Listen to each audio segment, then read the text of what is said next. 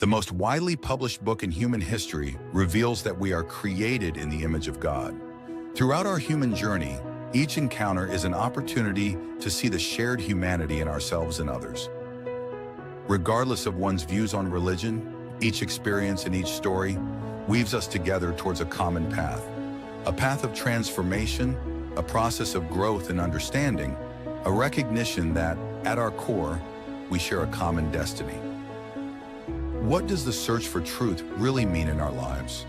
How can we find a sense of unity in a world so diverse and divided? As we reflect on these questions, we start to uncover a fundamental connection that binds us all beyond our differences. Welcome to Created in the Image of God, Building Vibrant Communities, with our host, Wade Franson. Tonight's episode is The Gifted Gangster.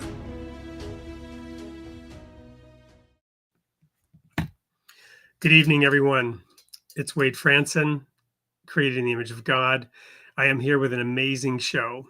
I have a guest here waiting in the studio. We were just catching up and talking about so many things. This guest is amazing, and he has an amazing story. His name is Gunnar Lindbloom, and here's the brief synopsis. From a life entangled in crime to a mission fueled by faith. Gunnar Lindbloom, his journey is nothing short of extraordinary. Once known as an enforcer for the Detroit Mafia, he spent 13 years behind bars, where he not only discovered his gift for writing, but also found the love of his life through thousands of pages of letters. Now he's a best-selling author, an entrepreneur, and an inspirational speaker. Gunnar's story helps us to understand that with God, anything is possible. Let's welcome him in. Welcome, Gunnar. Hey, thanks for having me. How you doing, Wade? I'm doing great. And we almost crash landed into the opening of the show because your life is so jam-packed even now with success and challenges and new things. And it's just amazing talking to you. I want the audience, however, to get a glimpse of who you were before all of that started. As we always do on this show, we want a little bit about your own creation story, you know, the path that you were put on as you were brought to this earth, you know, your parents, your family, the circumstances of your very early life. What were your earliest memories, and what was it like growing up as a very young child? Oh God, I had a horrible, tumultuous childhood, man. It was bad. But I won't say as bad as it could get, but pretty close. Like my father was an abusive drunk alcoholic. My mother was mentally ill. You know, by the time I was 3-4 years old, I was seeing my father beat my mother, you know, beat the crap out of her. When he come home drunk from the bar or whatever. And eventually they divorced when I was 4 or 5. I think it was 5. And then I moved in with my grandparents, my grandma and grandpa Toko, who, you know, I didn't know this at the time, but it turns out that they were very closely associated with the mafia. The boss of the Detroit Mafia had for decades had been a guy. First, it was a guy named Vito Toko, Black Bill they call him, and then his son came after him. But anyways, which is their cousins of my grandfather.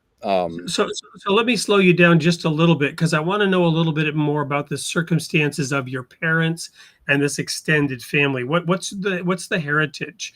You know, they're Sicilian.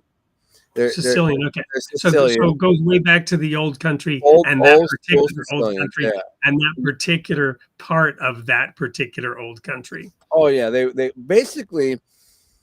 It's a big family with a lot of cousins, and they all eventually moved to the same area of Detroit because they were cousins and family, and they knew that if they could support each other's businesses, help each other in business, help, you know, whether loaning them money or support the business or going in partnerships or whatever. So they all kind of migrated to the same place. So like my grandfather and this boss of this mobster, Vito Toko, they grew up together in the old country in the same neighborhood, you know, as cousins. And so their parents moved to Detroit. My great grandfather originally moved to St. Louis, got in some kind of trouble, went back to Sicily, left my grandfather with his brother Joe Tocco, who migrated to Detroit because he had family and cousins in Detroit there, all this family. And then my great grandfather ended up coming back to the United States with a new wife, and then took his kids back, my great aunt and my grandfather, and started, they all were in this community, and there was more than just their family. There was a large Sicilian community from the old country, probably, I don't know, probably 300 or 400 people, you know what I'm saying? Quite a large community, right? And they all were really, really hard workers. So when they came here, they helped each other start businesses, and they basically took over the Eastern Market, which is basically Detroit's little Italy. And they started construction companies, and a lot of this is during like Prohibition time, so there was a lot of that money floating around too.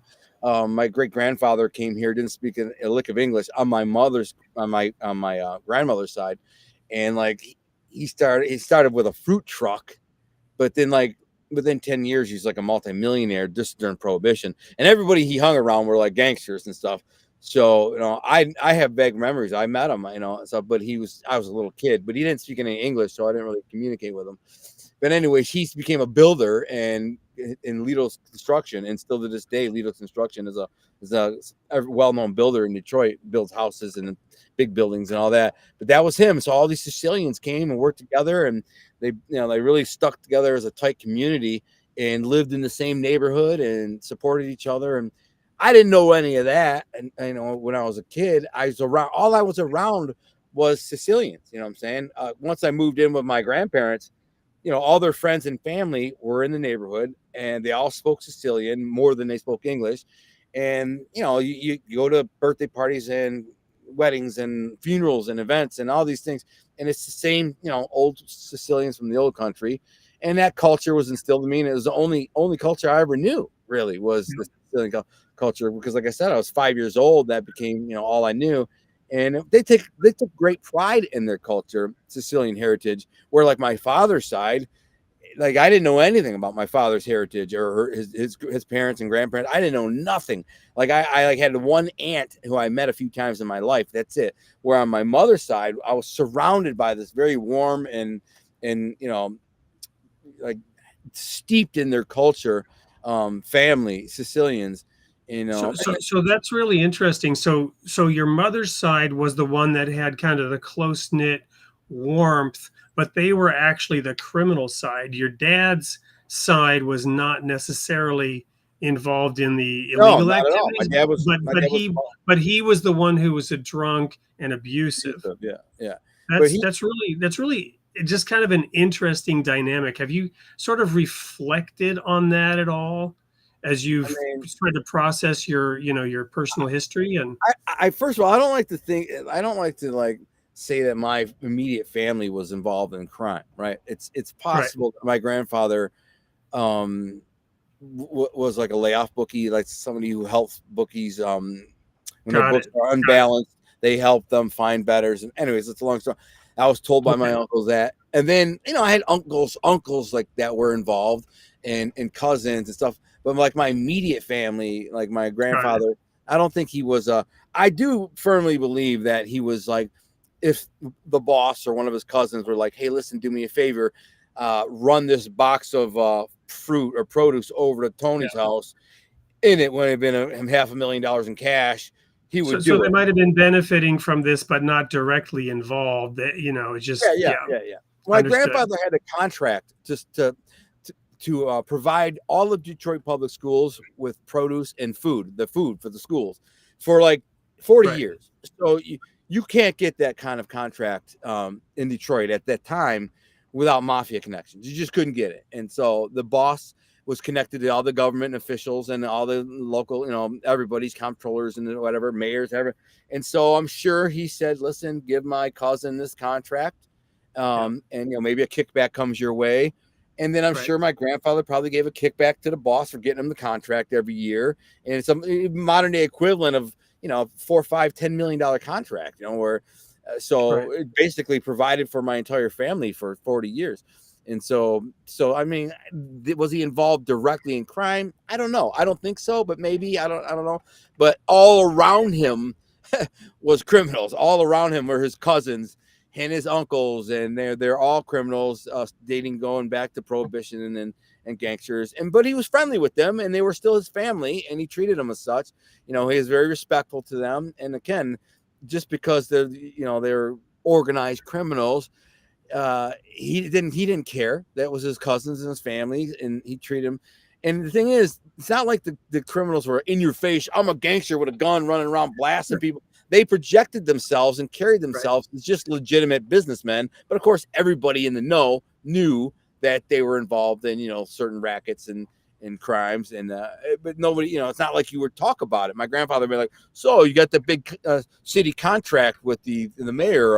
Well, how much did you give a kickback for? Or it's none of his business. You know what I'm saying? He'd just be like, oh, congratulations. You got the big $40 million contract. Good for you. That's it. Yeah. And that was how. So for those of us who may have watched The Sopranos, it sounds like obviously there were Hollywood moments and all that, and very dramatic and well produced. But it sounds like, they were trying to create kind of an authentic approach to how it really worked. The Sopranos, they did okay. A lot of it was Hollywood and not great, but a lot of it was good. And a lot of it was good writing, and it was very realistic. I mean, The Godfather, for example, I didn't really know what my family was or anything about it until I saw The Godfather, and then everything made sense. So I was about 12 years old, and The Godfather was very realistic to the world I grew up in. And not like my grandfather was a Don or nothing like that, but you're in that world. So imagine imagine your great uncle is the Don, and imagine he comes around and hangs out with your grandfather and plays bocce ball and smokes cigars and barbecues with him, and comes and calls the house or comes around, and you just all these different mobsters like in The Godfather. Those type of guys are in your house all the time, and they're coming over in their Cadillacs and their pinky rings, and they're smoking cigars, and they're speaking in Sicilian, and then they gotta speak in private. They go in the back room and they whisper and they lock the door, and they're eating meatballs and pasta. It all made sense. I was 12 years old, and I went to my Uncle Joe Toco's house, and he looked like a prototypical mobster. Big, heavyset guy, very swarthy and dark skinned, hair slicked back, pinky ring, always smoking a cigar. Drove a big Lincoln, which everybody made fun of because everybody else drove Cadillacs, but he's the only guy who drove a Lincoln. And anyways, I was at the house watching The Godfather with my cousin Patrice and cousin Jerry and my sister and my mother, and I'm watching it, and then everything began to make sense, because why when I go to the corner store by our house, which is just down the block, down the alley, the old Greek guy wouldn't take my money. If I go to buy some candy or ice cream, he'd be like, oh, no, Alonzo, no, tell Papa I said hi here. And he'd send a package of meat or cold cuts or something for my grandfather, my grandmother. And he wouldn't take my money, but he would take the other kids' money, my friends. But some of the other mob kids, he wouldn't take their money either, because they were all in the neighborhood, all the mob grandsons and nephews or whatever. So I started to put that together. Also, how much respect everybody gave my grandfather around in the market or wherever he went, because I go with ride-alongs with him all the time. He'd take me to get pizza or ice cream or whatever, and we go to different places, and everybody would shake his hand with two hands and kiss him on the cheek, and because he was a Toco, regardless of if he was a mobster involved or not. He was a Toco, and he was related to these people, and he was very close with these people, and everybody knew that because they'd see him together and see him at functions and weddings and whatever, and they were always talking. So you'd see that, and then after a while, I started asking my uncle about the mafia, what's the deal? And he started telling me, my two uncles, Uncle Sal and Uncle Pete, and they were like, Uncle Joe is this guy, Uncle Tony's that guy, and he's like, you remember, Tony Jack, Uncle Tony? I'm like, yeah, from when I was a kid. And then I didn't see him for years, and then he popped up again when I was 14 years old. And I remember saying I remember him when I was young, as a kid. He taught me to play poker when I was 5, 6, whatever, 7. I don't remember how old I was, but I was very young. And my uncle said, oh, he was in prison. Well, he said he was at college. That's what he said. He was at college. I'm like, what do you mean? He was getting an education. Yeah, he was in prison for 7 years. So anyways, they started filling me in on the who's who. and I didn't really care. I didn't care because I was like a little kid, you know, young. Even when I was like teenager, I'm like, I didn't care. But it started to like, I did form a certain like belief or opinion that, oh, okay, there's criminals in our family and they're treated with high respect and high regard. So it's okay to break the law or bend rules or whatever. In my mind, I started to think of this. And then one day I asked like my uncle to buy me a mini bike. Because I saw it on the way to, we moved out of my grandparents' house, me, my mother, and my sister, and we lived about 10 miles away. But every weekend we would go back to my grandparents' house and spend the whole weekend there in the old neighborhood. And, you know, we were poor, so we went there to eat and do laundry, and, you know, and plus all my cousins and friends and everybody that I grew up with were there in that neighborhood. On the way there, I saw this mini bike on the side of the road, and I'm like, I want that mini bike.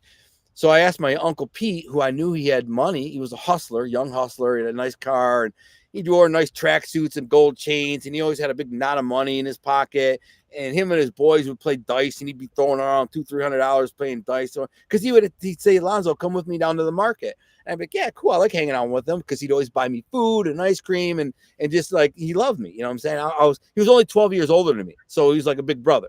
And so he would drag me along through these, you know, ride-alongs when you go meet friends or girls or whatever. And so I knew he had money, so I said to him, Uncle Pete, buy me that mini bike. It's $100. He's like, I'm not buying you no mini bike, man. I'm not giving you $100, but I'll tell you how to get it. And he said, you know those little Jerry Lewis cans, you know, the cans, the charity cans, that you jiggle the can. Would you like to donate to Jerry Lewis muscular dystrophy? Do you remember those, Wade? Yep. So he says, go to the liquor store, 7-Eleven, get one of those cans and jingle, jingle, jingle, and collect your money. Keep the money, turn in like $10, and then you can buy your mini bike. So basically, that's what I did. I tried it at the store there, and I only make like $10 in like an hour. It's going to take me forever. So I drove my pedal bike about 8 miles, which is a long ways for a 12-year-old kid. You know, I'm like 12 years old. 8 miles is a long ways, man.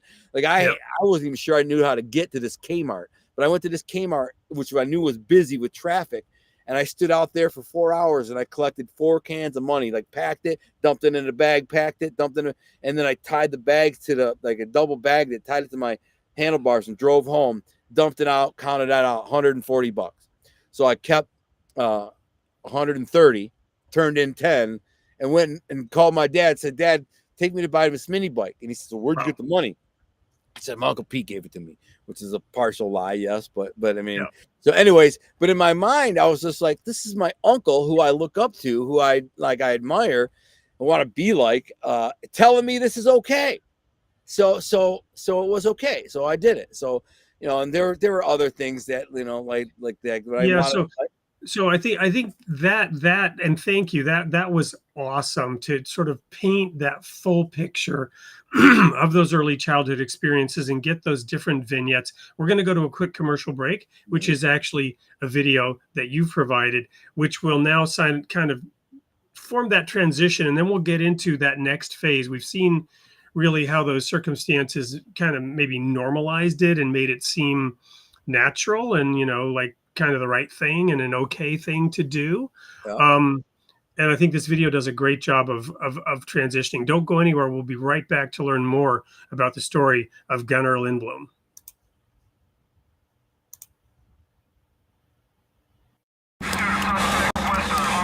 I'm inside of a garage bleeding out. I see blood dumping out of my stomach, pouring out. I ran right out of my shoes. I don't even remember that. This is one of the worst ghettos in Detroit, or even the world.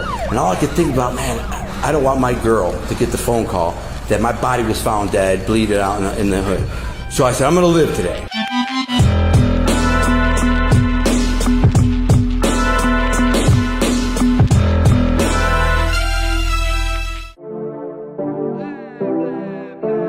My name is Gunnar Allen Lindbloom. At age 14, I was indoctrinated in a life of crime, organized crime, through my uncle and some members of my family. For the record, I'm done trying to make y'all comfortable. Nobody knew that. I didn't share with anyone because I was told never share anything outside of the family. For the record, ain't trying to link no time to waste. Then we started selling drugs, and I got involved in my own drugs and bad habits and gambling. Eventually, I started doing armed robberies. I started doing bank robberies. At the very end, before I went to prison, I didn't care anymore. I wasn't getting signed off on, meaning I was a maverick. Nobody was giving me permission to do nothing. I was keeping all the money. So the family was like, you know what? We can't help it. 17 capital charges, all of them carried life. And in the end, I couldn't beat any of them. So I took a plea agreement, and that put me away for 13 to 50 years. And so at that point, the game was over.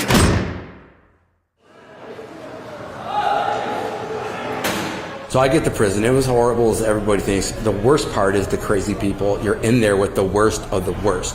Level 2s and 4s, where I was my entire 13-year bit, was where you have all the murderers and the rapists and the gangs.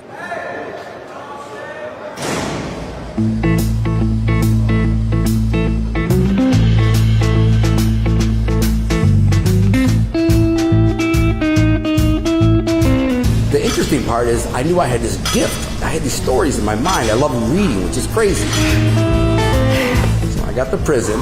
I told myself, I'm not going to be another number. I'm going to walk out of here. I'm going to write these stories. I'm going to write these novels.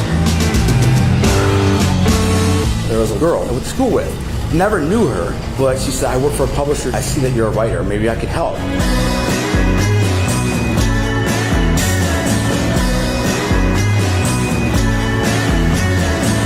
She said, I was shocked when I read this book, could not believe how well it was written.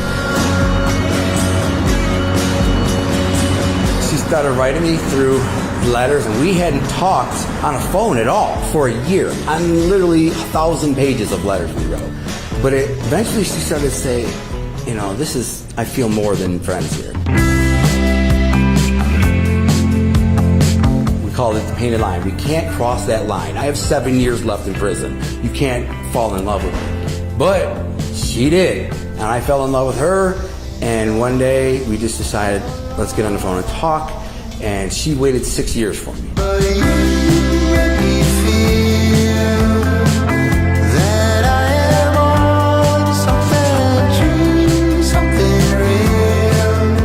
The day that I got out, she was waiting there for me, and she had a big, beautiful meal for me. And the next day, I married her. We married. We went to the municipal building. My two friends were the witnesses, and the funny part was the clerk reading the vows, and my wife were pretty much, in a little teary-eyed. Me and my boys were like bawling.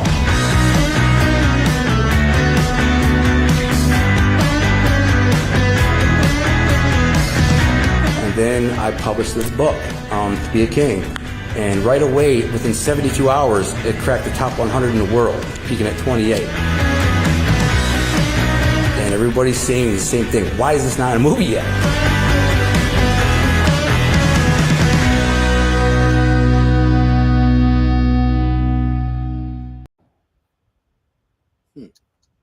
So I think that's just such an amazing transition. It tells so much, and now we get to dive deep. But I got to ask one question right now, because I'm sure everybody else is thinking the same thing. Why isn't it a movie yet?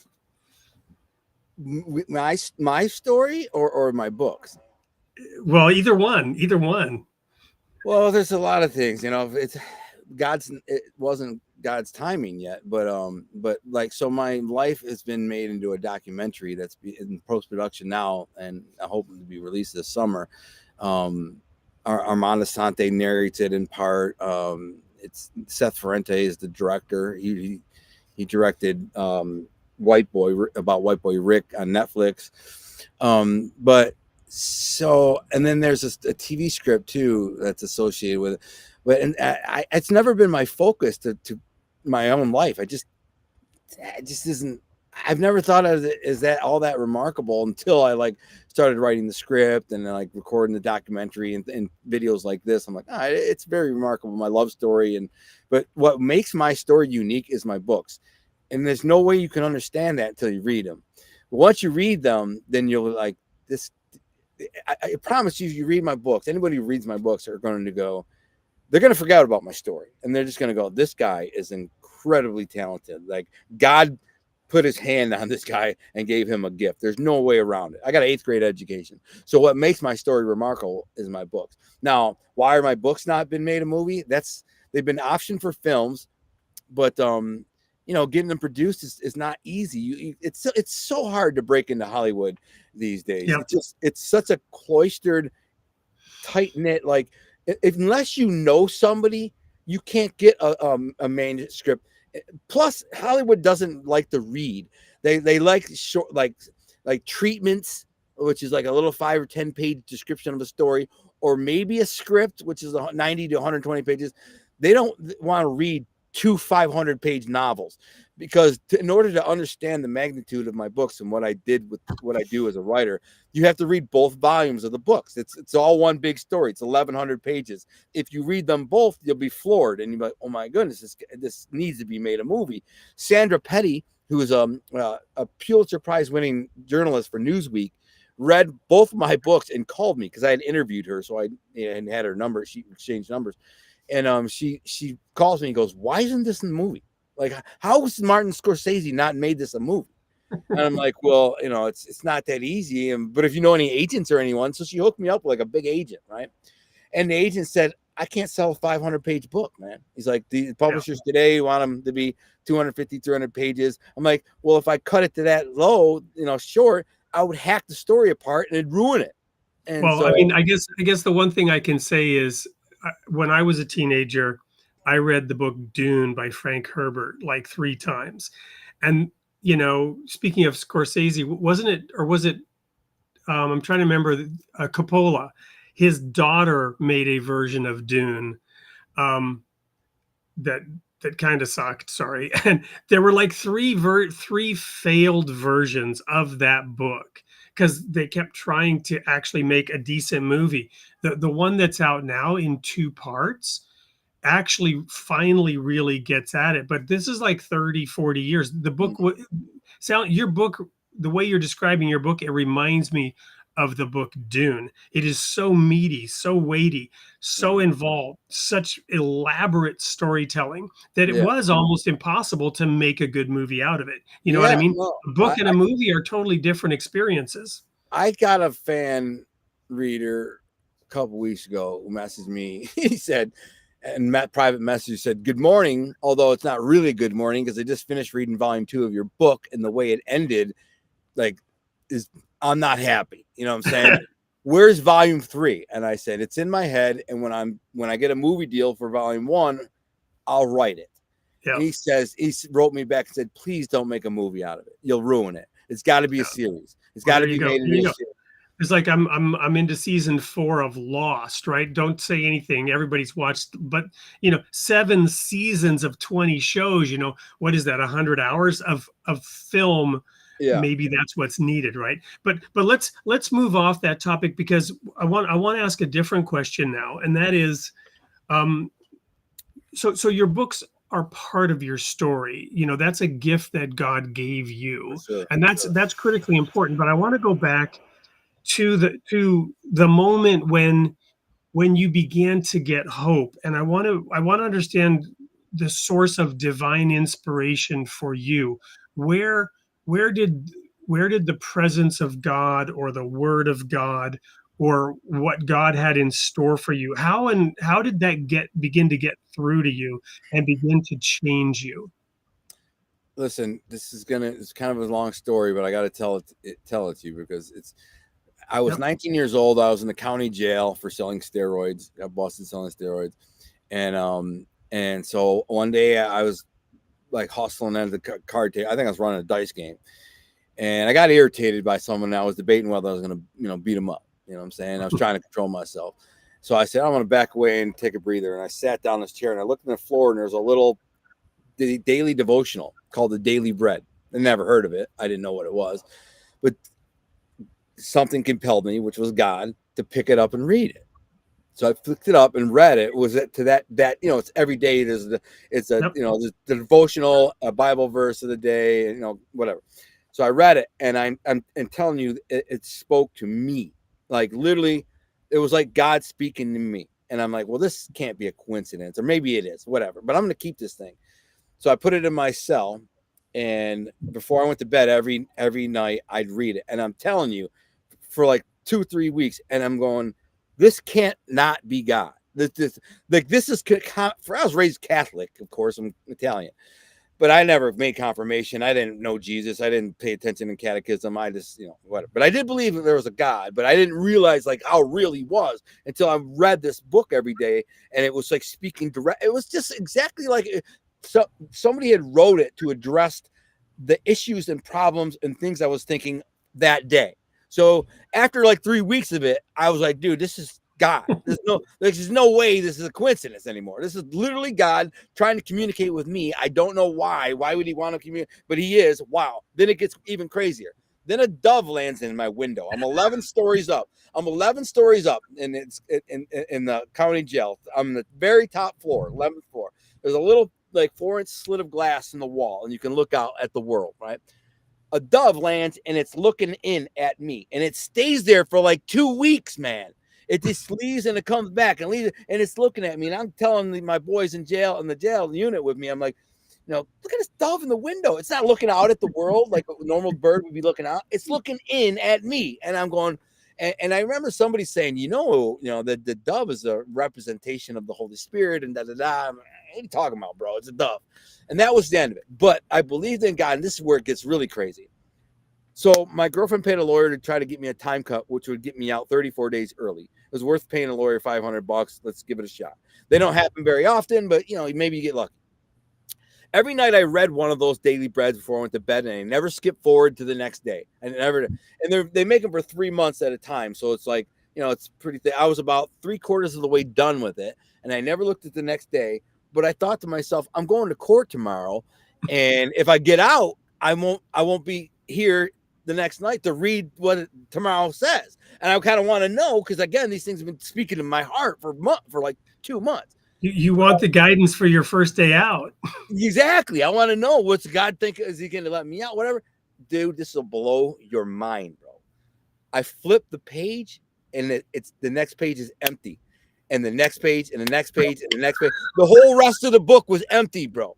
All of it. For like 12 pages were empty. And so I was like, well, I know I'm going home tomorrow then. I threw it down. I go to the court. My sister, my grandma and grandpa Toko, they were in the courtroom. And I had this like monologue rehearsed that I'm going to say to the judge when he asked me if I want. And he says, is there anything you'd like to say to the court, Mr. Lindbloom? I said, yes, Your Honor. He said, time cut granted, get out of here. Boom, done. I was out of it, right? So from that day on, I knew God was real, right? And I got to tell you what's coming to me right now, and that is that to me, and I don't know how you felt about it, but he got you through, and then he said, that next page, it's a blank slate, buddy. It's now on you. I got you through this. You're going out. What are you going to do with it? Well, I'm a knucklehead.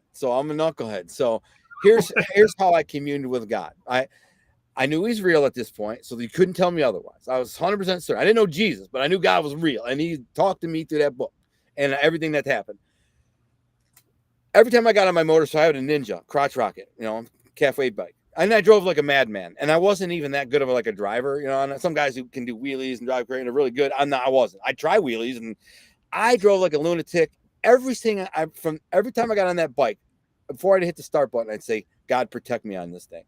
And he did, man. I drove like a maniac. I should have been killed 1,000 times on that thing. And I never had a single close call.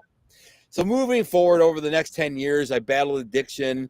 I just did gangster stuff. I think I had one job where I managed a health club for about a year and a half, 2 years. But even that was a scam. I was skimming, robbing the place blind. The owner was a drug addict and a gambling degenerate. Well, his dad owned the place, and he was the general manager of this hotel, health club, and nightclub all in one building. But he owed my uncle a bunch of money, so I was, skimming money to take, and I was making a ton of money. But I was always doing illegal stuff, selling drugs, and then I got fired from that job because they found out I was, embezzling. And like the father found out. And so I was just like, I went through life as a criminal. Basically, I did organized crime sometimes. And sometimes mobsters would ask me to do them favors or intimidate or, collection, whatever it was. Most of the time I was doing my own things, just selling drugs and scams and rackets and extorting or whatever I was doing. Sometimes I was addicted to drugs for 6, 8, 9, 10 months. And I get cleaned up. I go to jail for 2 weeks and clean up. And then I'd be clean for 4 years, Then I'd, You know what had like I broke my knuckle in a fight and they gave me pain pills and that set me off. You know, I broke my ankle. One and another just fluke thing. I slipped off a curb and broke my ankle. Pain pills sparked it. You know what I'm saying? Then my best friend died. That really kind of sent me off the deep end. His name was Jason Battaglia. He was an Italian kid, you know, good looking kid, and my boy, my best friend in my whole life. And when he died, I was just like, the first thing I wanted to do was get high, and I did, and that kind of sent me off the deep end, and I never really recovered from that. But ultimately, in the end, I at the end, and I won't get into. It's a whole long story about how I really met my demise, but basically, my house got raided and there was a bunch of drugs in it and guns and things like that. And the cops didn't charge me right away with it, but they made it kind of a public spectacle when they raided my house, and everybody knew I got raided, but there was no charges and no bond, no nothing. So it made me look like I was a cooperator. You know what I'm saying? Right. They made me look like I was a rat. They did that on purpose, you know, to kind of see, you know, what would scurry out from under the rug, I guess. I don't know. And they followed me around for months. And before they raided my house, they actually followed me around in a helicopter for a couple of days. No joke. Just like in the movie Goodfellas, same thing. Like they followed me for 20 miles, bro. And when I hid in a subdivision under some trees, they were circling over and the trees were blowing around me and they were on me. And I got to the point where I'm like, they're just following me now. So what am I going to do? I was still picking up drugs, selling drugs, doing crime. I'm like, they don't know what I'm doing. They're just following my car. And then, of course, they raided my house. And then, you know, I'm screwed now. They didn't find a bunch of money I had stashed in the house, which I needed for bond and lawyers or whatever, survive. Because once this happened, none of my like criminal associates, drug dealers and all would deal with me because they thought I was a cooperator. You know what I'm saying? Because they could go online and be like, what were your charges? Well, there are no charges. How much was your bond? Well, there was no bond. They raided your house, bro, and they carried out all guns and drugs, and you're not in jail. Like, what happened? Like, I don't know. They told me they were waiting on the laboratory results for the drugs. They tried to get me to cooperate. I said, no, you don't have a case. I wasn't in the house when you raided it. The house wasn't in my name. You have no hand-to-hand buys. There's no fingerprints on drugs. There's nothing. It's my girlfriend's house, and she and her brother live there, not me. And they were like, well, maybe we get you, maybe we don't. I'm like, you're never going to get me. And then they charged me 9 months later. I paid a ton of money for a lawyer, fought it, got probation. They threw out all the major drugs and charged me with like possession of analog steroids and like Vicodins. And so I got like 6 months probation, but I couldn't make any money because all my hustler homeboys wouldn't deal with me. You know what I'm saying? They were just like, I was persona non grata. I would go down to the market and where my cousins were like hanging out, they have businesses, and I'd walk in and the whole room would get quiet. And I'll be like, what's up, Al? How's that case? And I'm like, there is no case. They didn't charge me with nothing. And they're like, don't look good, man. I want to beat them up. I'm like, I'll smash your head in, man. Are you kidding me? You think I'm a rat? So nobody would deal with me. And so in the end, that's when my life kind of spun out of control. I started using drugs. I was using probably $2,000 plus a week in drugs, opiates. And then I just went on a crime spree at the end because I didn't care. I didn't care if I live or die. But I got to tell you, there's one really, really important piece of this puzzle. I got to go back to when I was about 23 or 4, right? I was buying cocaine and selling it in the suburb, buying it in the hood, selling it in the suburb to a cousin of mine, Italian kid in the suburb who was rocking it up and making crack. I was making about $400 a day from this. Which was, good money for me. $400 a day. It was a good chunk of money. I wasn't using drugs or nothing at the time. So I was, $400. I was only like 23 and I sold weed and steroids and all these other things I was doing. So I was making a ton of money. Well, I ended up getting into it with some black dude. And like I knocked him out and beat him up real bad. Right. And so later that day, he knew the guy that I was getting my drugs from. Was a guy named Lorenzo, and there was an abandoned houses around. This is in the ghetto, a really bad ghetto of Detroit, just really, really bad. I shouldn't have been in that area. Like my, white dude should never be down there. And I was down there like whatever. A lot of times I had a gun, but I didn't have one on this day. And so I go down there and I'm waiting for my boy Lorenzo to finish eating so he can bring me out the package. And dude slips out of the house behind me, smashes me in the head with a baseball bat from behind. And I kind of turn around. I mean, bang! You're like, what the hell? And I turn around, and he breaks the wood Louisville over my head. And I still got a big scar on my head right there. It breaks the bat, and it spins me against the car. I grab him, start choking him out. I try to kill him. One of them stabs me. Another one hits me with the bottle in the face. They start kicking and punching me. I won't let go. I'm trying to kill this guy. I got him by the throat, right? And then one of them comes up with a 2x4 and is like about to whack me in the back of the head with his 2x4. So I lunge forward off this dude. It comes across the back of my leg. Now, I don't know I'm stabbed at the time. So I end up running out of my shoes, running through backyards, leave my car there with the keys in it, running through a bunch of backyards, jumping fences. I go a couple blocks over. I'm out of breath. The sun's just going down, so it's just about dark. I'm in no shoes. I have no shirt on. I'm covered in blood. I'm just drenched in blood. It's the gash is to the bone, and it's just pouring. And I've been stabbed too, and so I'm out of breath. And I like, man, I don't want to die. So I jump another block fence. I start walking on the street. I'm super thirsty, and I see on the side of this house. This is where it gets crazy. There's a faucet on the side of this house that has a vacant lot next to it. So I can see the faucet. And I'm walking down the street in the worst ghetto in Detroit, probably one of the worst ghettos in America for sure. Barefoot, bloody white kid. And I'm a 23-year-old white kid. I go over to the faucet to try to get some water. I hear a woman yell from across the street, "Hey, get away from my house. What are you doing by my house?" I stand up. I can barely see because there's so much blood in my eye. I turn around. I say, "Oh, I'm sorry, ma'am. I was just trying to get some water. I'm thirsty." And she comes walking up and she says to me, "What happened to you, baby? You get in a car accident?" I said, "No, I got jumped." And she says, "Come here. I'm going to get you some water." So she walks me up on her porch and sets me down in this chair. I'm telling you, this is where Jesus said, be careful of who you talk to and how you treat people, because you may be interacting with an angel. I sit down in this chair. I notice right away, the house is nicer than all the other houses. Kind of odd. She comes out with a crystal clear glass of water, very clean glass of ice water, and gives me a starched white, like hotel room towel, and says, "Put that on your head." Well, your towel's ruined now.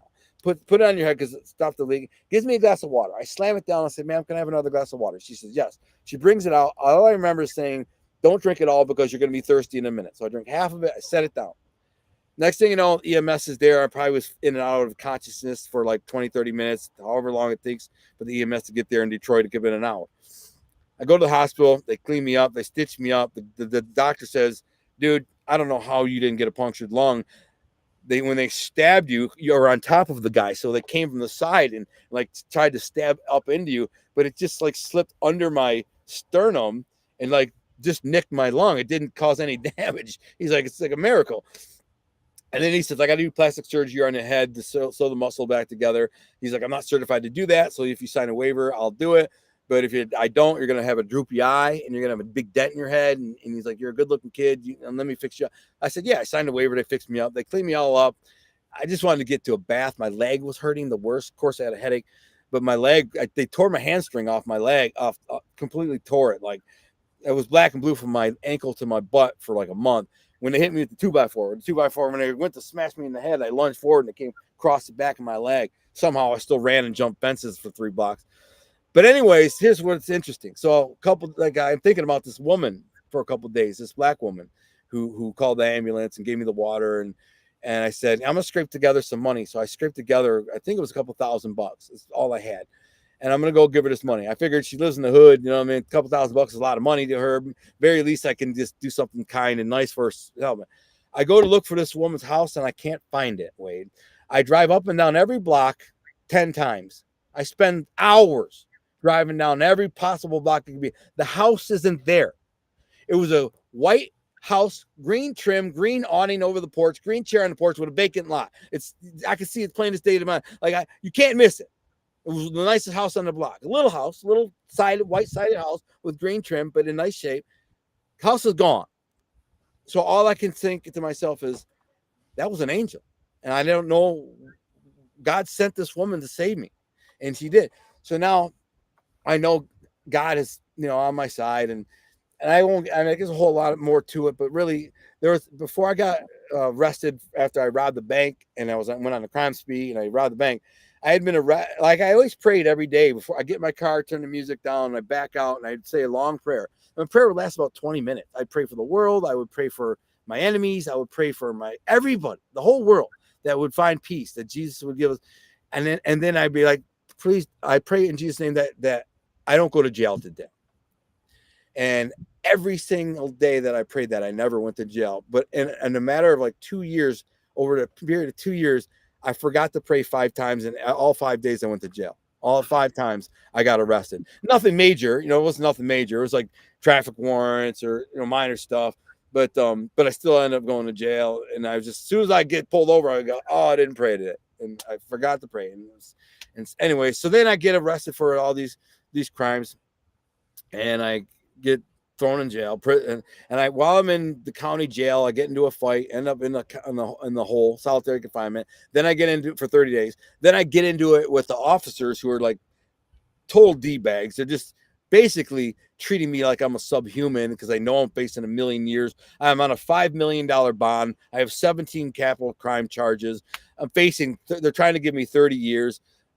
They treat me like I'm a dog. You know what I'm saying? And I'd mouth off to them or whatever. And so they end up beating me up. So moral of the story is I'm in the hole, solitary confinement for a month. I'm coming back from court one day, and I tore my shoulder when I was in the county jail. Tore my rotator cuff bad. Of course, they didn't do nothing.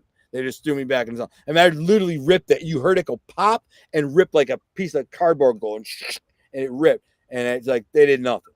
And so on my way back to court, they're yanking on me, and they're putting me back in the solitary confinement. I've been in there for about 3 months now in the hole, and they're yanking on my shoulder. And I look at this guy, and I said, bro, what are you doing, bro? I know where we're going. Calm down. You're going to rip my shoulder out a socket. I got a bad shoulder. Calm down. He said, shut up, inmate. You're not allowed to talk. You can't talk. Shut up. And I said something about the size of his manhood, and like, oh, that's your problem. I get it. And they all laughed. But then when I got me off the camera, because there's cameras in the hallway, but they got me in the elevator, they all jumped on me and they beat me up. They all just I'm cuffed from behind, and there's 6 of them, and they all just stomped me out bad. So I had to get stitches. I had a couple different places where I had to get stitches, but they brought me back to my cell. And before I got to my cell, they took all my pictures and my letters from my grandparents and my girlfriend and friends, and they put them on my bunk with the pictures that were giving me hope kind of for a future, like my fishing and hunting pictures, my dog, my girlfriend. And they dumped a mop bucket of water across my bunk. Then they put me in the cell, and they turn around and back up so you can uncuff. So you back up to your bars, and they uncuff you. And I turn around and I say, now come in and get me. And I'm screaming, dropping a lot of bad language, saying, come and get me now, a lot of mother effers. And they walk away. So I sit on my bunk, and I realize it's all wet, and there's all my pictures, and I start drying them off, and they're dripping of water, and I'm out of breath. Blood is dripping off my head, dripped off my nose, it's dripping off my ear.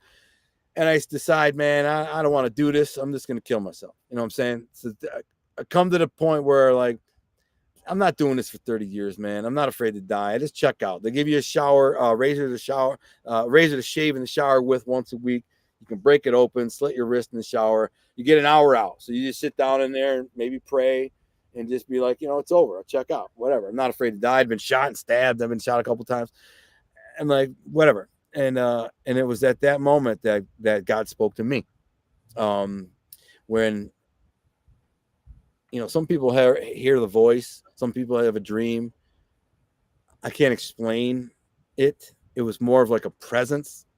And he just said, man, I got your back. You can do this. I'll protect you. I gave you a gift, and I want you to use this time to use this gift, to utilize this gift I've given you. And I'm like, I'm just got beat up. I'm out of breath. I'm like, am I losing it here? Like, I'm feeling God saying this to me, And I look at a letter on my bunk, and in it, the letter was from my grandmother, Toko, and it said, you write the most beautiful letters. You could be a writer. You should be a writer. And I turned and looked at my little desk that's bolted to the wall, and it's covered in novels that I'd read.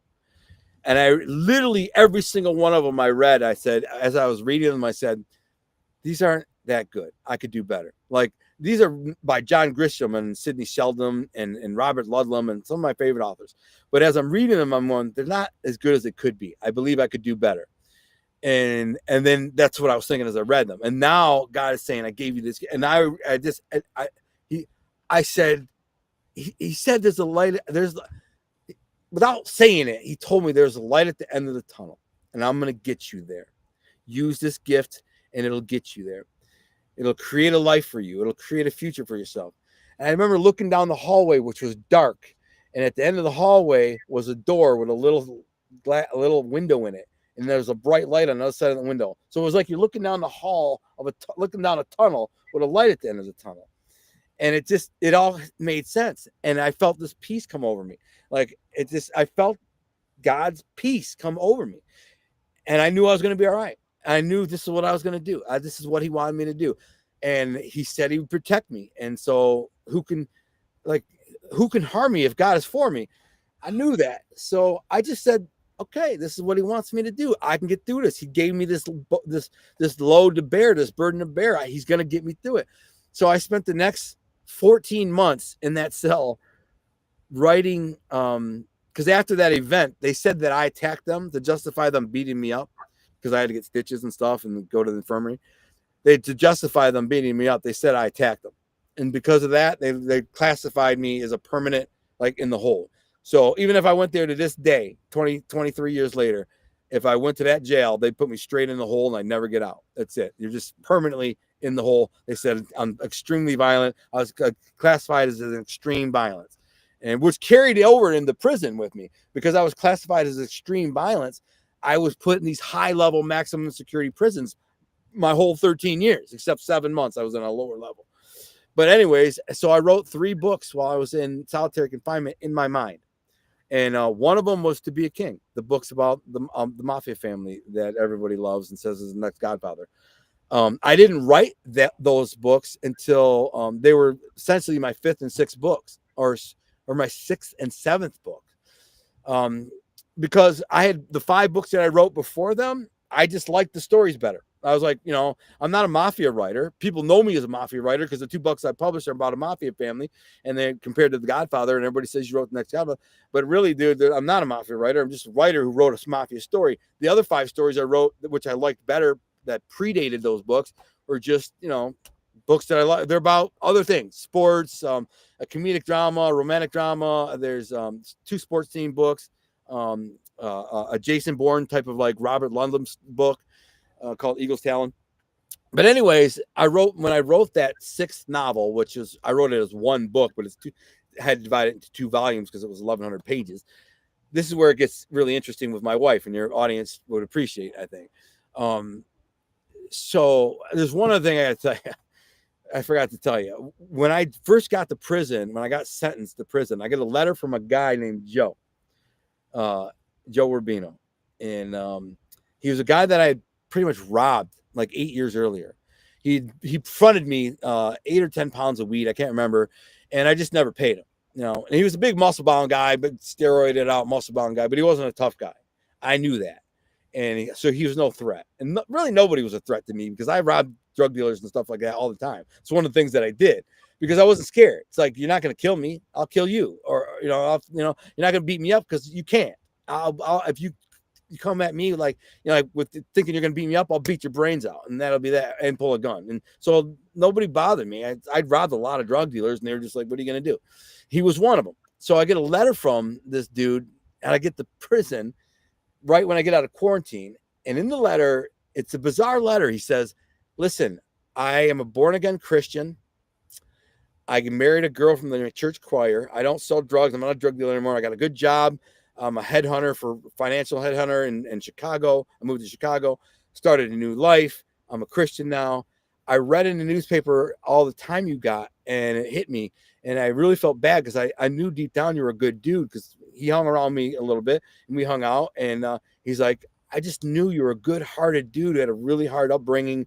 I knew your family. I knew your drunk dad. I just felt bad that, this is what happened to you. But then the next day, I'm on my way to work, he says, and the Holy Spirit came over me and I began to cry. This is crazy, man.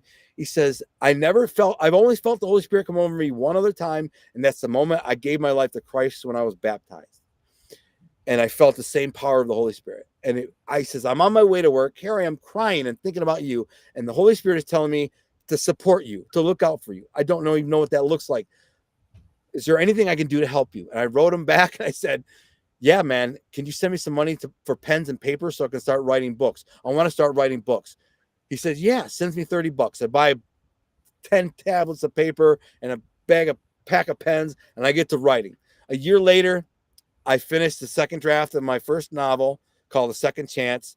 It's about these two high school football players. One ends up in prison, one ends up in the NFL, and it's a whole twist. It's a really remarkable story. Really, really good story. Amazing. I sent it to him, Joe, and he reads it because he's like the only friend I got. And my girlfriend still wrote me and sent me a couple bucks. But he reads this book and he says, bro, I cannot believe you wrote this book.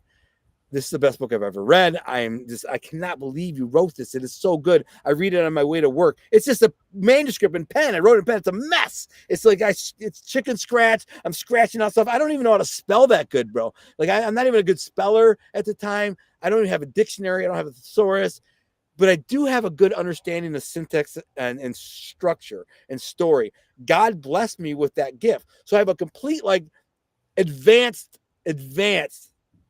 understanding of how to write a great story and how to structure it and the syntax and how to write. I just know. I'm not a great speller, but I just know grammar and syntax. I'm perfect with it, right? But the spelling is bad and it's just a mess. He reads it and just says, I don't even notice that. It's just the story is so good. I'm sucked in. I can't believe it. So listen, for the next 5 more years, about every year I send him a book because it takes me about a year to write one of these books. I'm just laying on my bunk. I'm in level 4 where you're locked down like 22 hours a day, 21 and a half hours a day.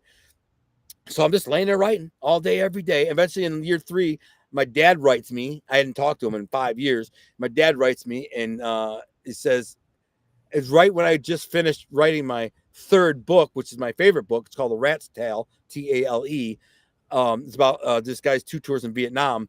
It's a Vietnam War story, right? And I wrote it to dedicate it to my father, who's a veteran. And so I sent it to him, and he reads it. And again, he's blown away. He's like, I can't believe you wrote this.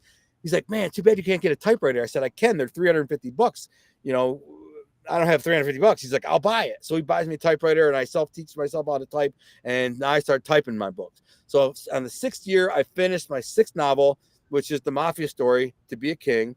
And about that time, my friend Billy and this guy Joe, who've been supporting me the whole time, they said, listen, I'm going to start a Facebook page for you. And I don't even know what Facebook is. I don't even really know what it is. I'm just like, Facebook is, what is it? I see it on TV. People talk about it, but it's like a social media thing. Send us some pictures and give us what you want to write as a bio, and we'll create a profile, put your pictures up there. And so I sent him a little bio. It just says, I say that I'm a Christian. I'm serving 13 years in prison for extortion and bank robbery and all these things. And then I said, I write novels. I'm currently just finishing my 6th novel. And I'm happy to have pen pals or anyone want to feel free to write me. Here's how you do it. There's something called JPay, which is a prison email system, and whatever. So my boys start this Facebook page and they're getting friends, requests, and they're following me because Facebook is new and it's novel, and everybody's like, oh yeah, they're following me, and they see them in prison and anyways, so they post sample chapters of this book, this To Be a King book, the Mafia book. They post 3-4 sample chapters, and I start getting all this fan mail. Like people are writing me going, dude, like you're the next Mario Puzo, bro. Like that's crazy because Mario Puzo wrote The Godfather, and these people read like 3-4 chapters of my books, and they're calling me the next Mario Puzo, and they're all saying I read all of Puzo's works. None of them had me as engrossed as this. This is better than Puzo. I'm like, wow, this is crazy. What a compliment. And then one day I get a letter from a girl who says she grew up in my neighborhood. I wouldn't know her. She was raised Muslim, but she's now a Christian, a new Christian, brand new, like a year or 2 old. I wouldn't know her because she was raised Muslim and she wasn't allowed to go out. She wasn't allowed to go to school functions. She wasn't allowed to do anything. Couldn't wear makeup, couldn't do her hair, had to always stay covered. So she was like this nerdy, quiet chick in the corner, like nobody knew. But she was beautiful. That's the crazy thing. She was a beautiful girl. And God kept me from knowing her. She went to my school. We were in the same class of like 90 kids in 8th grade in one hallway of like 6 classrooms. Every day I was in there until I got expelled about 6 months in, passing this girl, and I never saw her and she never saw me. I have no recollection of her. She remembers my name, that I was a bad guy and a drug dealer and I like to fight. Other than that, so she writes me and says, this is crazy. She says, I see you're a Christian. I am too. And I also see you're a writer. Well, I work for a publisher in New York. I work in commercial fiction, she says, but I have friends in, excuse me, she says, I work in academic publishing, but I have friends in commercial fiction. So I'd be willing to read your manuscript. I read the sample chapters. They're really good. I'm really surprised how well they're written, and they're really good. I'd like to read the full manuscript. If it's any good, I'll take it to my friends and maybe we can help you get it published. And I'm like, hallelujah. I'm like, how do I get, this is a miracle. You know what I'm saying? This random girl messages me, right? So I have my friend turn the manuscript, 1,100 page manuscript, into a PDF file, which is a pain in the butt. You got to go to Kinko's and pay like $200 or whatever it was to like turn this huge manuscript in it. But they do it, and he emails it to the girl. She reads the entire book in 3 days on her phone and or iPad. It's the whole thing. She writes me a letter and says it's the best book she's ever read. So she writes me and says, I blew through this book. I couldn't put it down. Best book I ever read. It originally said in top 3, but like after I got to know her better, she says, I didn't want to blow up your head. So I said it was in the top 3, but it was the best book I ever read. I just didn't want to say that so you'd think like I was blowing smoke, but it was the best book I ever read. And incredible story. Had me in tears at the end. I was just bawling, and I was just crushed at the end because it's kind of I leave it at an open book ending, so that at the end you don't really know how it resolves. It could go either way. He could be dead. He could be alive. You don't know. And a lot of people think he's dead. And then she wrote me and was crushed. Like the ending really, I crushed. All I could do was like scrub my floor, and my roommate's going, "What's wrong with you?" Because she knew she was upset. So I wrote her and be like, "How do you know he's dead?" And then she wrote me back. She's like, "Oh my God, he made my whole week. I can't believe he's alive." Whatever. So, anyways. Her and I, she said, I'm going to help you get published. But then we did some research and found out if I publish the book while I'm in prison and make any money from it, the prison system will take any money and charge me for my stay in prison $40,000 a year. So they'll take like the first $270,000 I make from the book.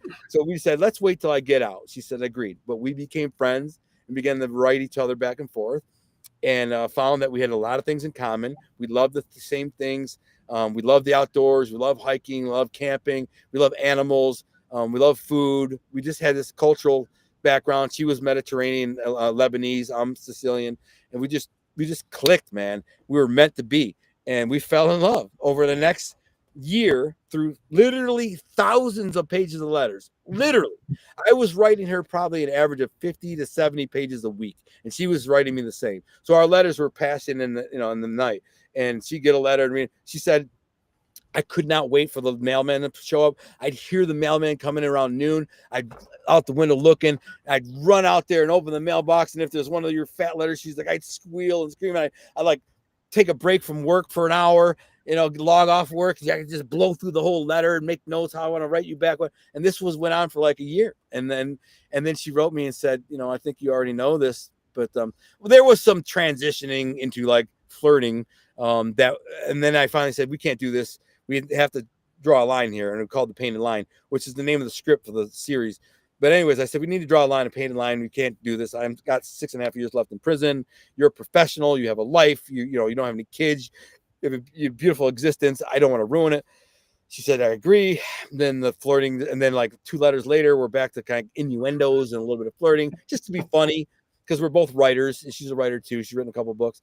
And then she just wrote me. She said, I've fallen in love with you, and I'm willing to wait 20 years.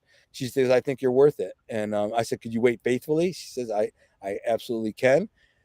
I said, well, then move up north by my dad and look out for him. And she's like, where? I'm like, in the middle of the wilderness. I want to be out. I want to be able to go 4-wheeling and trout fishing and just be away. I don't want to be around people anymore. I spent the first 29 years in and around Detroit, surrounded by people. I saw a lot of bad stuff. I'm scared of the city. I'm scared of the city because I'm scared of what somebody might make me do in response. You see what I'm saying? I'm scared of how I might respond to the wrong kind of confrontation. These days, there's a lot of like keyboard warriors and keyboard gangsters, and people make up lies about me. They just make up stuff. I get it all the time. Haters, they just make stuff up or take things out of context. Maybe one of those people see me in real life and say the wrong thing, and I react wrong, and then I end up back in prison. I don't want to be around people. Put me in the woods. So she did. She moved way up to the wilderness of northern Michigan, got us a house, waited the next 7 years, 6.5 years. And then I got out in 2016 of July on a beautiful, hot summer day. And my boys drove me. She prepared us a feast. 4 of my boys were waiting when I walked out of prison. They took me to breakfast. 2 of them went on their day, and 2 of them drove me. One of them was Joe, the guy who the Holy Spirit came over, and one of them was my boy Billy. He's been like one of my best friends my whole life since high school. A very like legendary dude from the neighborhood, like my neighborhood. He's a legend, the guy, and he's a Calvin Klein model, just super handsome guy, and he's a legendary dude. But he's my boy. All through prison, he'd send me money. I wouldn't ask for it, and he would be like, do you need money? I said, no. How much do you need? Just give me a number. I'm like, I'm not asking for nothing. So he just like send me $300 every couple months. I'm just like, here, man, if you need shoes, you need anything. But I'd never asked nobody for nothing. Never did. Not nobody. Not even my girl. Once I became, engaged to my wife, she'd send me, money, more money than I needed. We spent probably about $1,000 a month on the phone. And that's how expensive it was. And but it kept us close. It built our relationship. Once we still wrote letters, by the way. We still write 20, 30 pages of letters, but we still talk on the phone every twice a day, 2-3 times a day for like half an hour. But anyways, that guy Joe, the day after I got out, I went to the courthouse down in this little tiny town of Rogers City. It's a little town of probably 1,500 people. Beautiful town, right on Lake Huron, the Great Lake Huron, beautiful lake. And I got married. I married Maria, and then we went straight to this remote, secluded wilderness park, this beach. And that guy Joe, do you remember he said he'd only felt that Holy Spirit come over when he got baptized? I said, when I get out, I want you to baptize me and Maria. So he said, I'm not an ordained minister. I said, I don't care. God, God approves of you. And so he says, okay. So we went to this beautiful beach. There was 95 degrees that day, really hot. The water was like bath water, crystal clear turquoise, calm and flat for miles. The lake, as far as the eye could see to the horizon, just this flat, beautiful turquoise water. Look, you could be in like Tahiti or something. And he baptized me. And I remember him saying, why do you want to be baptized in Christ? And I said, because when I hit that water, when I come up, I want to be clean. The old me is dead. The old me is washed clean and gone. And when I come up out of that water, it's the new me, a man of Christ. And my wife did the same. And it was very emotional. We were all teary-eyed, and then like they had to get going, and I just wanted to swim. Like I'm in the lake, just swim and backpack swimming. I'm like, I was in prison the day before. I was in a prison cell and been there for 13 years. You know how hot it is in prison when it's 95 degrees, bro? It's like an oven, man. It's 110 degrees in there, and you're dying. You got this little cheap fan, and it's just horrible. And the next day, I'm swimming in this beautiful 80-degree water. It's perfectly cool. I mean, I don't want to get out of the water, man. Like I just want, and they're like, so then they took me to dinner. They bought me a gym membership, by the way. There turned out there was a little gym in town. So they paid a year gym membership for me because I'm a workout guy. And then they took me out to this amazing meal. But by the way, the night before, my wife made me an incredible meal of oxtails, a turkey, pecan pie, cheesecake, grilled asparagus, and a mixed green salad. That's what I asked for. And then she made it up. And it was amazing. But the next day when we went out, they took me to this amazing restaurant in Sheboygan, Michigan, which is way up by the bridge. If you're in Michigan, you get, up here is where I live. I live in this top part.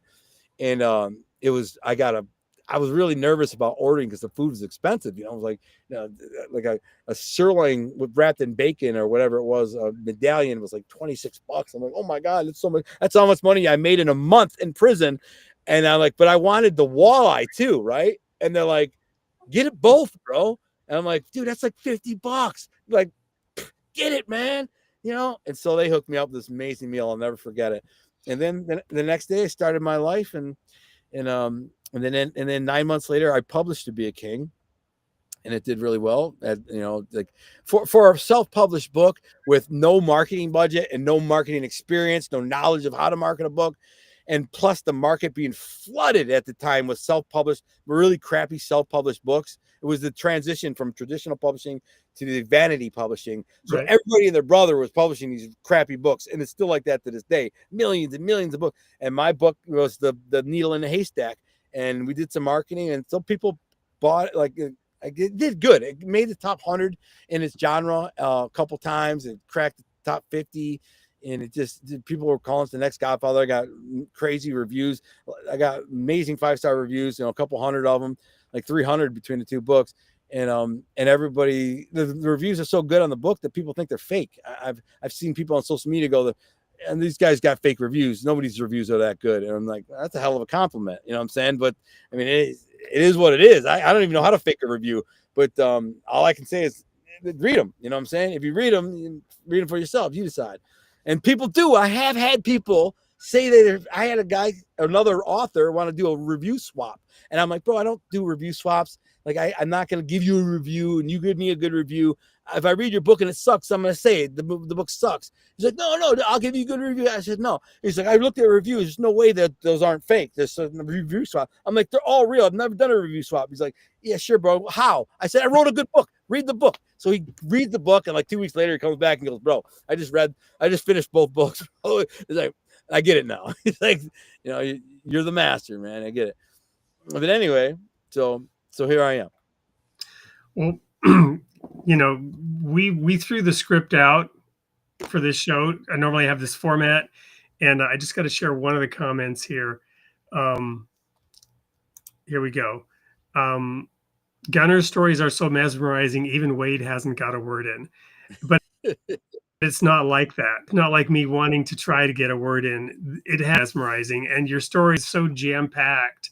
And your enthusiasm, it is mesmerizing, and it's just been such an honor to have you on the show. We have blown through the whole time, and I feel like we scratched the surface. I got you going to tell us about your story, about your life, and we uncorked the wine, and out it came. Yeah, I mean, I do interviews, I like the scripts out the window usually with me, but I do want to talk about a little about what I'm doing now, if you don't mind. Yeah, please. I do have to wrap it up though. I personally have to go. We often go overtime, so it's not a big deal. But tell us, we're gonna have to have you back on. But tell us briefly. Obviously, tell us briefly what it is you're doing now and what's next for you. Well, so now I live in the middle of nowhere in northern Michigan, out in the wilderness, is my paradise. When I'm not working, I'm trout fishing or deer hunting, bow hunting usually. But right now I started a company called White Pine Publishing and Consulting LLC. And what I do is I'm a publisher, but not, and I guess you could say a self-publisher, but I'm much different than like most self-publishers. I'm a developmental editor and the publisher. So basically people bring me their manuscripts and I look at it, and I evaluate it, I assess it and go, this is what's bad. This is what could be better. This is what you need. This is how you can fix it. And I basically take their book and make it really good. And that aspiring authors need that. And then that's the only way to be successful as an author. Like if you try to write a book on your own without coaching or some kind of like successful, established and talented editor, you're going to fail. That's it. It's just like, if you decided to be a heart surgeon tomorrow and you just showed up in the scrubs and you're like, all right, look out, I'm going to do surgery today. And like, you would make a mess. You'd probably kill people and people will think you're a lunatic, right? Well, it's the same thing. If you decide I'm just going to write a book and hope it's good and I'm going to hope it's a great story and people are going to like it and it's going to resonate. It's not, you're going to fail. So you need to hire someone like me or whatever. So people come to me and hire me and I help them deliver really amazing books. And I ghostwrite books. That's really my bread and butter, where people come to me and say, this is my life story. I have this remarkable story, but I don't have time or the talent to write my story and make it a great book. So they hire me and they, pay me a good living wage to to write their stories. It's pretty amazing. I write some amazing stories, and I paid well for it, and I enjoy it. It's a gift. So that's what I do today. So White Pine Publishing, is that one word? No, it's White Pine Publishing and Consulting. But if you go to our website, it's whitepinepublishing.com. Okay. So if you go to whitepinepublishing.com, if you can put that up, it'd be great. And you can get a free consultation with me. I basically tell me your story, your goals, your plans, and what you want and what you're trying to do. And I'll tell you the best way to accomplish those goals and how to achieve it. I do book assessments. I charge $750, and I give you my notes when I'm done. It takes 3 or 4 days to slowly read it and assess the book. I make notes of what's good, what's bad, what needs improvement, how you can improve it. And then I give you the notes and tell you what to do. And then you can use that $750 if you decide to get a publishing package with me. You can apply that $750 to the publishing packages. And so it's kind of a rebate. Or maybe if you just want coaching at that too, I do straight coaching, or just editing. If you just want professional editing, which is super important, then you can hire me to do that too. And so other than that, I have a documentary dropping this late this summer, and that should be very cool. But that's what I'm doing. I have 2 new novels coming out, by the way. One is a dystopian political thriller, which will be really good. Does have a kind of a Christian lean, a conservative Christian lean. And then another book called Snowman Chronicles about 2 huge cocaine smugglers, the biggest in the world. One of them is in jail, and he's writing the story from jail. He also becomes a Christian while he's in jail, and he's telling his story as a form of redemption to keep people from going down the wrong path like he did. But so it's both books kind of have a little bit of a Christian undertone, which is what I want to phase my writing into for now. And so so there's that. That's what I got going on. Awesome. Well, let me ask one question sort of to conclude and try to put a little bit of a wrapper on this amazing wild ride. And that is when we talk about stories, and we started here with your own creation story, we got a little bit into your family background, some of the forces that shaped you. What is it? I mean, and when we think about the Bible, it is story after story after story after story. And it's like an onion, because these stories, they all layer into each other. Like one of my favorites is, and a lot of people haven't thought of this, but the serpent in the Garden of Eden can whisper. It can influence. It has no power. It's got no arms and legs. Right. It can slither and it can whisper. And it influences simply by asking questions. Did God say that you're not allowed to eat any of the trees here? It implies these whispering things. Right. But that serpent, by the time the book is over, by the time you get to the book of Revelation, you now have a dragon. And the way in which the serpent becomes a dragon is it influences enough people that they form groups of people, they form tribes, they form city-states, and eventually they form nations. And people give political power to the evil whisperings of the serpent, and it becomes a dragon. Yeah. And it's a destructive, fire-breathing, rampaging force, right? Yeah. So when we think about the story of stories, right, the Bible itself, what is it that makes a good story, and what is it that makes your life a good story, a story worth living, and a story that is a prelude to what will come next? Well, in the Bible, I not compare my life to the Bible in any way, but I will say my life, your life, all of our lives is really the story of your life. There's one purpose. There's 2 purposes. Excuse me. One is to pass or fail. Will you go to heaven? You have to pass. In order to pass that test, you have to believe in Jesus and submit your life to God and Jesus. That's it. But now, what do you do with your story? How do you change the lives of others? Your Great Commission. That's what I'm saying. So as you're writing your story, you have a choice. You can write it in many ways. I could write it in a way that I'm selfish and self-centered, and I don't give my resources or time to anybody. Or I can write my story in a way that I give 90% of my resources to the needy and Christian, and I spend time, sharing my testimony like I am here, or feeding the poor at the soup kitchen, or whatever. You have a choice in how to write your own story. Will you write a good story for God and Jesus, or will you write a self-centered, selfish, narcissistic story? We know if you write that story, how it's going to end, and it's not going to be good. And even if you do make it to heaven, you got to face God. You're going to have to face God and Jesus with this story of narcissism, and you're not going to be rewarded the way you could have been. So I'm one of those people, like, write your story, be good, be kind, be generous, be honest, give, and always put people before you, everybody, because that's what God says.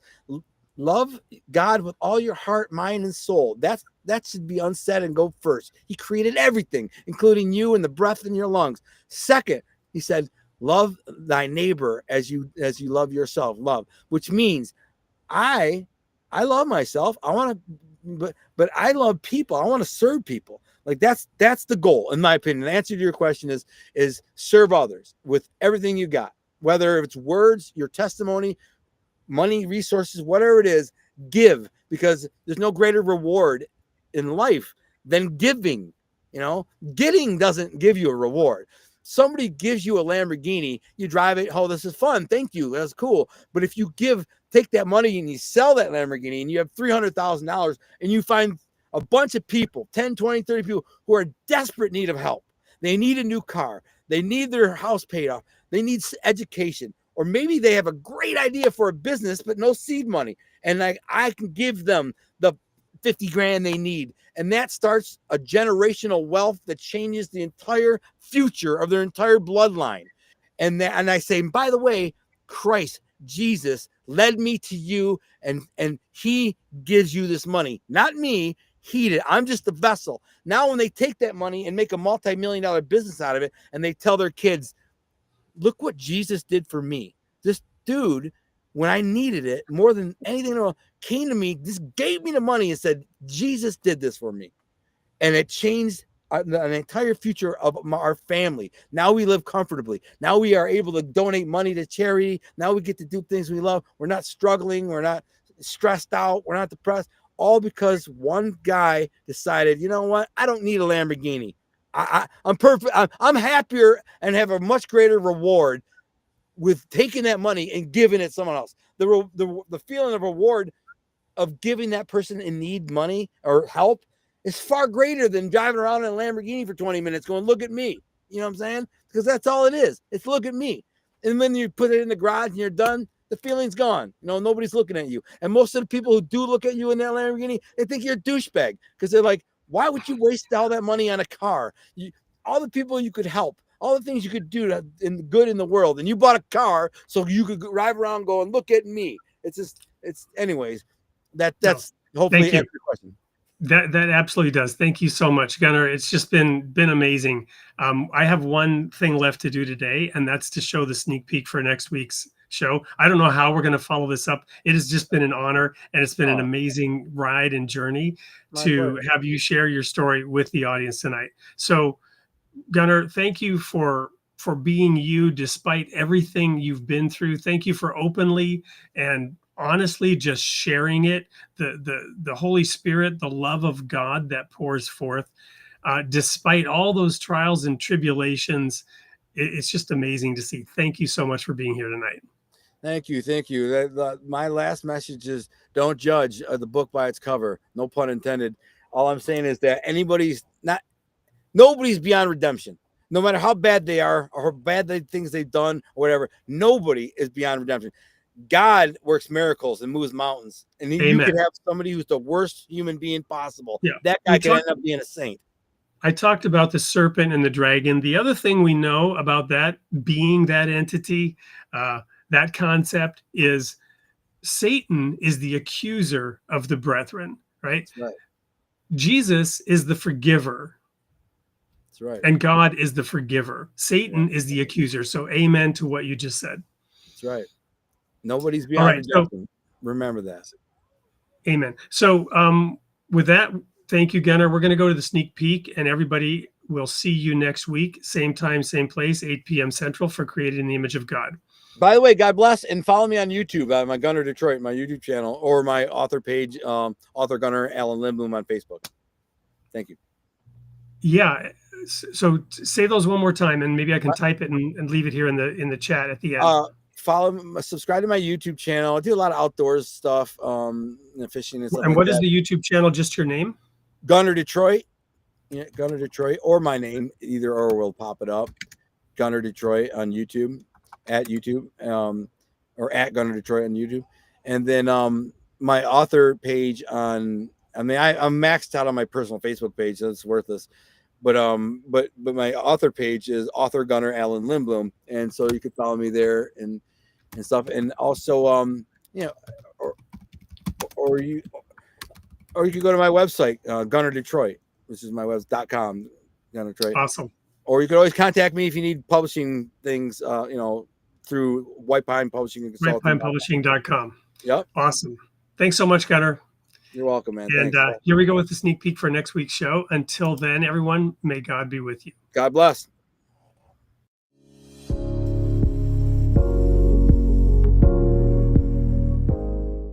Hey, everyone, it's Wade Franson. I am back in the studio with a sneak peek of episode 159, airing on July 15th, with Jerry Tostowarek, who hails from Canada.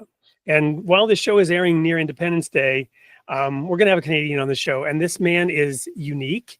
We've had him on the show in our dim antiquity before we started really keeping track of exactly who was on. We counted episodes, but not who. So he was in one of the first 30 episodes, I believe. But we have him back because he's now in semi-retirement. He's just completed his first novel. His passion, however, is what he's doing with that time, which is studying into philosophy and ethics. After having spent most of his life in real estate up in Canada, 9 years teaching ethics as one of the premier ethics instructors in the field of real estate in Canada. Welcome to the studio, Jerry. Wade, thank you very much. I'm really looking forward to our discussion. Well, so am I, because the topic is near and dear to my heart, the independent investigation of reality. And does philosophy have a role? If so, what, how? And so the first question I have for you, and I'm going to give you, 30 to 45 seconds to answer this age-old question. How does one independently investigate reality, and what role does philosophy play? Oh, such a great question, Wade. And in 2,000 years, we haven't been able to answer that question, but I get 30 seconds. I should nail it. And that is really the $68,000 question, because really there's three main groups, I guess you'd call them, that investigate reality. There's science, there's philosophy, and there's theology or religious investigation into reality.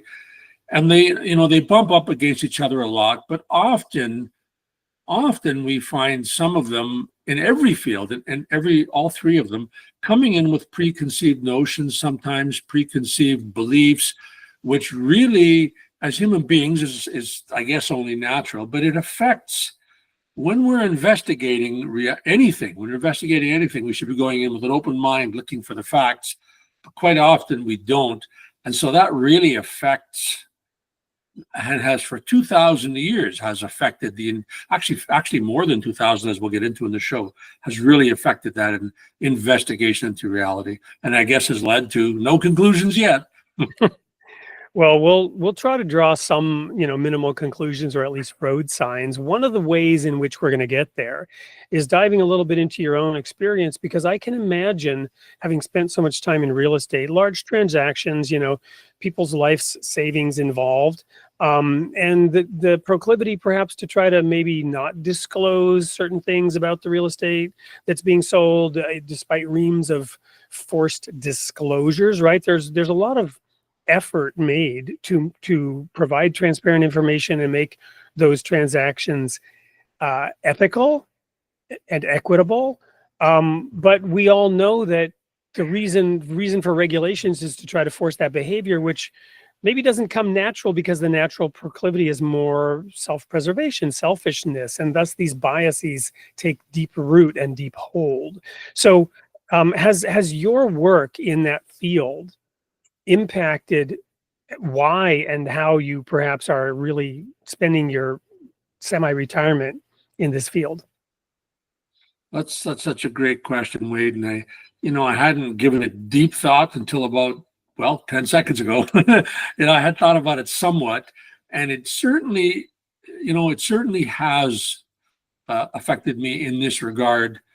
And in fact, it was a central question for about the 10 or 15 years when I was, well, actually up over in its entirety, 20 some years when I was instructing the industry, but the last 10 to 12 years where I was heavily involved in ethics, where we constantly, there was give and take from less ethical and more ethical standpoints. And so that's a long way of saying, yeah, it's played a big role, and really, it's really brought out a lot of thought provoking in my mind.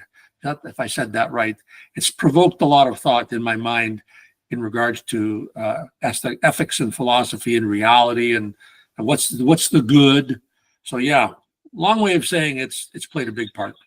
Well, and we will dive into it both theoretically and also from a rubber meets the road perspective, as you can already tell from this sneak peek. So you're not going to want to miss episode 159 of Creating the Image of God with Jerry Tostowarek, which will be airing on July 15th at 8 p.m. Central. I would encourage, with all that is available to me, ethically insist that you show up for that show. We'll see you then.